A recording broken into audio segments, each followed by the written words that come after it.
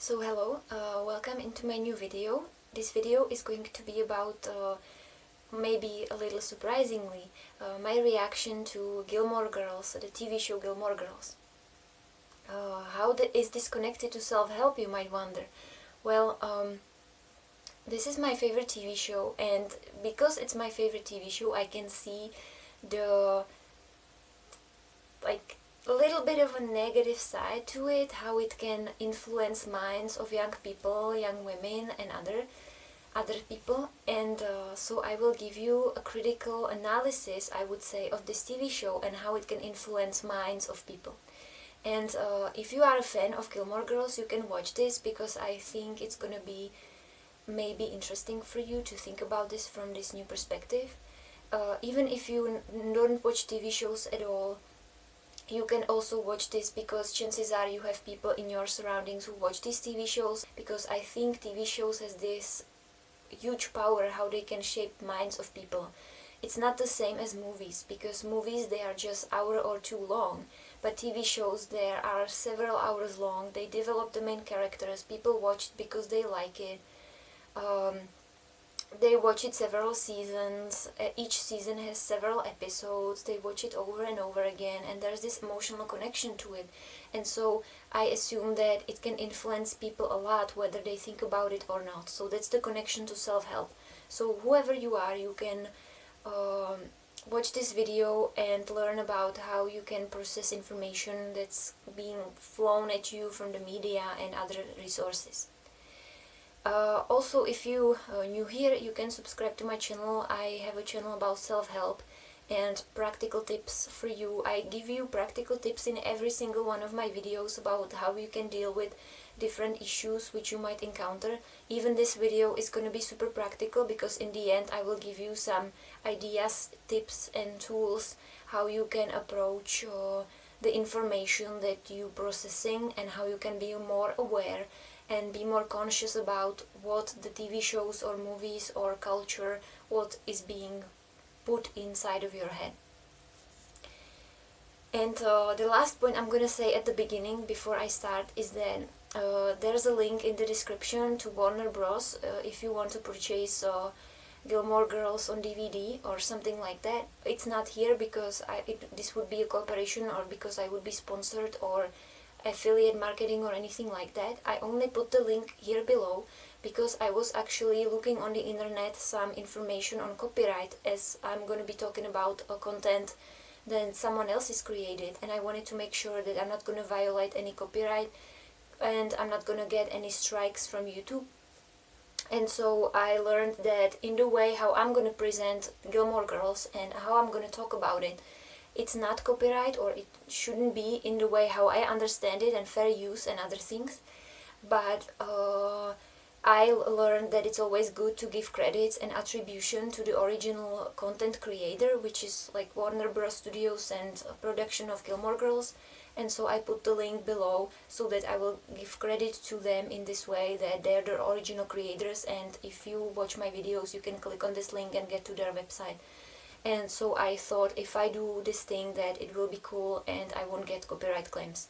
Also, I want to say, none of my videos so far have been sponsored. If I ever be doing sponsored videos, although I don't see it right now, I don't see it as realistic. I'm only doing YouTube for fun. But if this ever changes, I'm always going to inform you about it. So, that was a long intro. So now, straight into the video.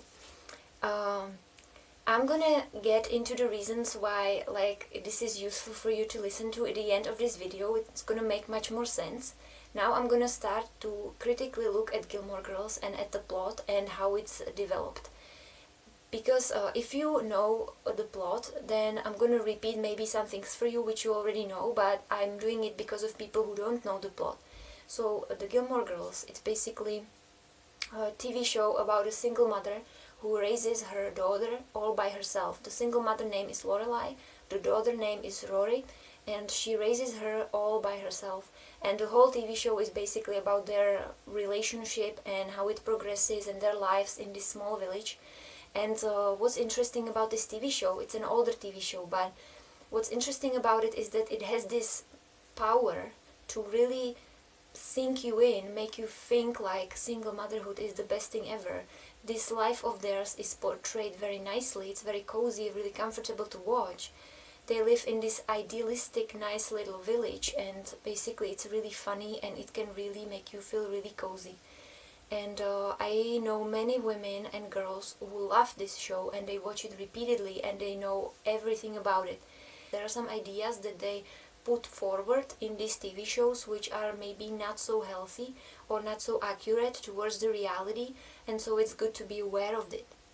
And so now, please keep in mind that I'm a fan of this TV show. I really like it. I think it's really nice. And I think that the original portrait that they wanted to portray a life of an American teenager without drugs and alcohol, and they really did that, so there credits to them for doing that, because Rory, the daughter, she actually is like a model kid. She's like really smart and studious and really nice kid, although she makes some kind of bad decisions along the way also. But overall, this was like the aim. I think this was the aim of the original creators, in my opinion. That's how I interpret it. And so keep in mind that I'm a fan, because it's not going to look like this from this video, because I'm going to be very critical towards this TV show. But I wanted to look at it from the critical perspective, because everywhere on the internet I only see like good things being said about it and stuff like that, so I wanted to make like a different angle on it. So yeah, everything has two sides basically. So I have three main arguments which I wanted to make here, and they're all gonna concern Lorelai. Lorelai is the mother, because I feel like she's the center figure of all of this. And Rory is also important, but it's like it's her daughter, and it's like in many ways it seemed to me like she's repeating the patterns which were set by her mother. If you watch the sequel, the Gilmore Girls sequel, and you watch the the mini series of the 4 movies, and you watch till the end, you know that it ended up by Rory being pregnant and basically repeating the pattern which her mother did. And it assumed, the end of the TV show assumed, that Rory also is going to be a single mother. It's not said who's the father, but whoever was the father, it was kind of clear that she's going to be a single mother as well, because she didn't have any boyfriend at the time. And so basically she repeated the pattern of her mother. So I'm gonna, in this video of mine, I'm gonna focus more on the Lorelai side, which is the mother. And the first thing I want to say is that Lorelai is actually portrayed, the mother is actually portrayed in this TV show as if she's this independent, strong, self-sufficient woman. I'm sorry, she doesn't receive help from anybody. She built her life all by herself, and she achieved all these amazing things. She became a manager in an inn, and then she opened her own inn, so she became an entrepreneur, and all by herself. And she's basically portrayed as this role model to other people. I don't think it's as simple, because in my opinion she actually, and I know this is very like courageous statement from me, or like it's really strange if I say it like this, but I think that she wasn't independent at all. And the reasons for this is that basically when she was 16 and she got pregnant, that's another thing from the plot, that she's a single mother because she got pregnant at 16 when she was in high school. And so when she got pregnant at 16 and she ran away from home, she was basically homeless. She was 16, she was homeless, and she was with a little child in her arms basically. And they said that she found a woman in like a hotel, and she gave her shelter. She could have stayed at the hotel with the kid, and she gave her a job. She could have worked at the hotel, and she gave her also emotional support, because she was like a second mother to her. And so she was basically given all these amazing things from a complete stranger. If you think about this scenario in a real life, if you imagine a real life and a single mother that's 16-year-old and have a kid and has nowhere to go, like this is like really idealistic to assume that she would find such an amazing place to stay, such an amazing, kind, selfless person to give her shelter and support her with her kid and give her a job and pay her money for this job. it's like out of this world. So that makes me think like Lorelai wasn't independent because somebody helped her a lot at the very beginning. It was insane what amount of help she received from this woman. Then actually what happened throughout the plot was that then she when she wanted to put her kid in high school, she had to go to her rich parents, back to her rich parents from whom they ran away from. She had to go back to them and ask them for money because they were really rich. So they gave her money to put her kid through high school. Then she needed money to, like Rory, her kid needed money to put her through college. It was more complicated than that, but let's put it like this for now. And then also there was this episode where Lorelai's house was falling apart because it was attacked by termites and she needed to repair the house.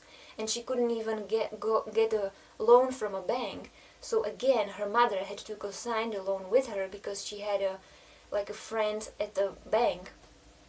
And again, she needed help from her rich parents. And then when Lorelai wanted to open her own inn, her friend Luke, he had to borrow her money to even be able to open the inn because she didn't have any. And then when she wanted to expand her inn, she again had to go, this was in the sequel, she again had to go to her mother, and her mother gave her money to expand the inn. So if you were listening to me carefully, this is like a contradiction to independence. Like if she didn't have all these people helping her all the time with all the major things, she wouldn't have any place to stay. She wouldn't have a job, she wouldn't be able to open her own inn, she wouldn't be able to put her kids through high school, prestigious high school and Ivy League college, she wouldn't be able to expand her inn, and that's like the real story. The second thing which was strange about Lorelai was that it was said about her on the show multiple times, and she was portrayed like this in some situations, that she's very open-minded, she's really free-spirited, she's basically this cool mother that everybody would like to have, she's really funny and she's really edgy and like everything is so cool with her. Again, I don't think she was so open-minded as she was portrayed, because she was cool as long as Rory, her daughter, was behaving well. And Rory, if you watch the show, Rory was basically a saint most of the time. She was like the studious girl. She was really nice, she didn't drink alcohol, she didn't do drugs, she didn't do basically anything, you know. She was just studying all the time and she loved studying and reading books. And so she was the perfect kid. But the second Rory started to act out, Lorelai was acting exactly the same way as any mother would. That means she would, like, when Rory was saying like, I don't want to go to Chilton, Lorelai was like, you're gonna go to Chilton if you like it or not. Chilton was the high school. Then when Rory made a mistake and she slept with her married ex-boyfriend, Lorelai was also very like severe about it. They yelled at each other, that they didn't talk to each other anymore. And it's like, if Lorelai was really open-minded, I'm not saying that she should support Rory no matter what stupid thing she does, but more like, if you really want to understand why people are doing the things that they are doing, you have to really talk to them and find out. And if Lorelai wanted to influence Rory in any way about this ex-boyfriend of hers, she should have like asked her, Rory, like, what's going on? Why did you do such a thing? Like, are you in love, or are you confused, or what are you doing? Are you lonely, and stuff like that. But no, they started yelling at each other and then they didn't speak for like a couple months. Like, you can do it like this, but you're not gonna have any positive impact on your kid if your kid screws up. And then the third thing in which Lorelai wasn't very open-minded, and to me this was really, really the worst thing that she did, was that when Rory dropped out of Yale because she was confused whether or not she wanted to be a journalist, Lorelai was like, no, you have to be a journalist, you have to go back to Yale. If you don't want to be a journalist, go back to Yale and figure it out. But like, Rory just she didn't want to go back at the time. She was confused and she wanted to take some time off, and Lorelai wasn't supportive at all. And she didn't talk to her for like 7 seasons, which is a lot. And so, and you know how the sequel turned out. It didn't matter that Rory studied journalism at Yale because she wasn't really good at being a journalist anyway. so the school really didn't help her that much. So Lorelai really wasn't very open-minded and gave her any support through these confusion times, and all this seemed to me like all the time where Rory behaved exactly as Lorelai wanted, everything was cool, but the second Rory screwed up, Lorelai like damned her. This is not an example of a free-spirited, open-minded mother, as I would think. I know that there were reasons for that to make the plot interesting and stuff like that, and it's not so one-sided, you might tell me, but it's like at the same time, the reactions could have been different. And the third point I have on Lorelai is that she was portrayed as this excellent communicator. Like she's this extroverted person, she can talk anybody into anything, she has excellent communication skills, which was the thing that helped her to move up the ladder in the hotel in which she worked, that she worked her way up because of her excellent communication skills. I don't agree with this statement. I don't think Lorelai is excellent communicator. In many ways she is, yes, she can get what she wants, indeed. There are many ways how it's portrayed that she's really excellent communicator, but also there are some strange things throughout the entire seasons that it made me really doubt if she's such an excellent communicator, because there are first, she communicates really poorly with her mother. Anytime she has an argument with her mother, she just stops replying to her phone calls, she's not picking up her phones, she's avoiding her in the most ridiculous ways you can imagine, so she didn't really communicate with her mother at all. And it was like some base of her character, it was like this funny situation, how she avoids her mother in the most funny ways, but also it shows you that she's not really a good communicator. The second thing is her communication with men, because whenever she had a boyfriend, she was really poor in communicating with this boyfriend of hers. Whether she had a boyfriend as a Max, who actually assimilated to her completely. He moved into her house, he moved into her village, and she was feeling strange about it. She was freaking out that she has a man in the house, even though he completely assimilated to her. And then there was this scene when they went for breakfast, and she was pissed off that it took him a long time to pick a breakfast.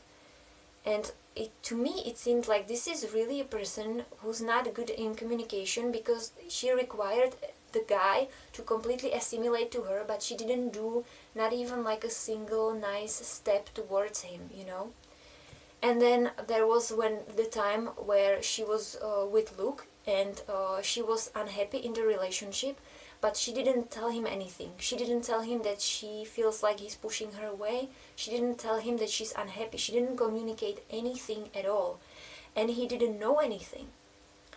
And then one night she bursts at him and she's hysterical, and she tells him, either you will marry me now or we will break up.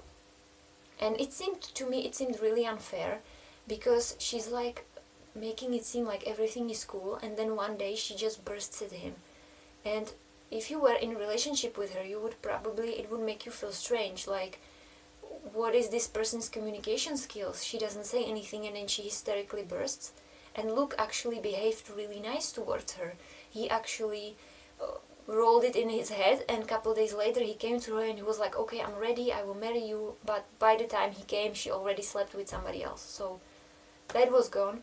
And also, then she was married with Christopher, and what happened here was also really poor communication skills. She wasn't communicating very well with him, and he also assimilated a lot to her. She wasn't able to make any kind of assimilations to him, and when he started living with her, she also told him what kind of shirt you should wear so that he would fit in the village, because he was the guy from the city and he was wearing these nice shirts, he fell straight away from GQ.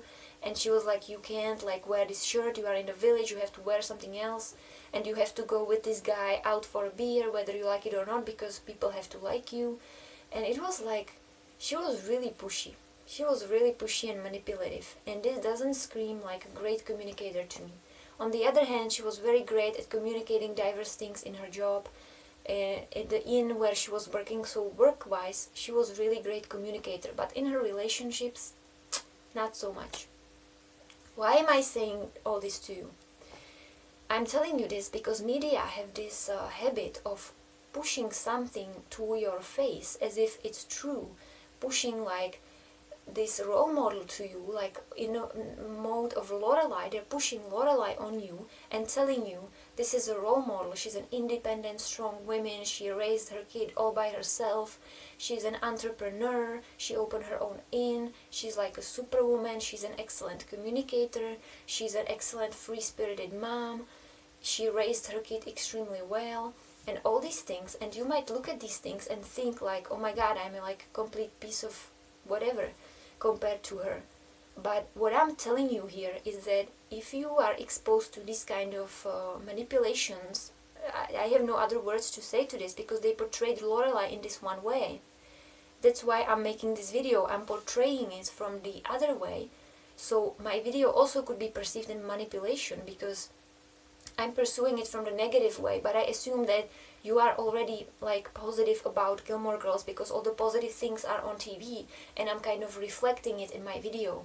You gotta understand that my video, it's like from the negative side more because I feel like there's not enough of that. But I also think that Gilmore Girls are positive. They make you feel really nice. They portray, as I told you, it was the original intention. They portray life of American teenager without drugs and alcohol. They promote reading books, which I loved very much. Rory was reading books like in every episode. They portray like really calm, nice and cozy like lifestyle where you live in this village and you are like neighborly with your neighbors and all these things. And where you try to achieve something, improve yourself, how Lorelai was building herself up to work in this inn and Rory was going to high school and college and trying to make it in the world. And basically it's in some ways it's really nice, but in other ways it's really like there's like this shadowy hidden side to it. And so what I'm saying you here with my video is that don't take everything you see on television so literally and try to think about it more critically. And maybe now you're gonna tell me that you are not influenced by TV shows and you know that it's just TV shows and you are able to think about it critically, but that's not what I saw many times with people in my environment, because a lot of times if somebody watches a TV show, it's not because they would be educating themselves and thinking about it critically, because if you want to educate yourself, you go to lecture or you read something educational, something that's gonna promote your knowledge in various areas of human like life. But you watch TV shows because you like it, because it plays on your emotions, not because it has any informational value, because no like TV show has an emotional value. It's a fictional plot and you can watch it because you love it and you like it and you like the characters. And what's really deceiving about TV shows is that you develop this kind of relationship to the main characters because you start liking them, because you see them so often and you see them develop themselves. And it's a lot different from movies, because movie is like one-time thing and you watch like an hour or two of it and then you never watch it again. But with TV shows it's just a whole different story, because it's a lot of time, a lot of seasons, a lot of episodes, a lot of hours you spend on it, and it plays on your emotions and you should understand what is really going on. And also, not only about TV shows, but any kind of information flow that goes your way, you should be critical and analytical of it. And if you catch yourself thinking about something too optimistically, try to look at it and think for yourself, what could be the other side to this? If I think really optimistically about this TV show, what could be the hidden truths behind it? If I look too optimistically about this character on the show, what are the downsides? Like, what is this person doing wrong? What is not so clear about it? If they tell me this person is extroverted, how this person is introverted? Or if they're telling me that this person is an excellent communicator, where are some lacks in his communication? Be critical. Don't just accept blindly what the television is putting in your head. And that's why I think this video could be beneficial for anybody, not only for people who love and watch Gilmore Girls or who watch television shows. And the reason why I'm making this is that for some time I actually had this idea in my head that single motherhood is actually a nice thing, And for the life of me, I couldn't think about where I got this idea from, because in reality, I think that single motherhood or single parenthood, if you are a single father, it has to be like super hard if you are alone and raising your kid alone. And then there's this TV show who tells you that it's like funny and easy and it's like amazing life. And maybe you're gonna tell me that you're not stupid and you know, like, that's a TV show, this is a real life. But it plays on your emotions, and a lot of the times you might have some ideas in your head and you got them in these TV shows, you don't even know it. You know, especially if you watch it for a longer period of time, it's really worth it to think about it more. And that's the whole message on my video. If you like it, you can give it a like and subscribe to my channel. Also, I would be really grateful if you write me some comments, and I will see you next time in my next video. So have a nice now and bye.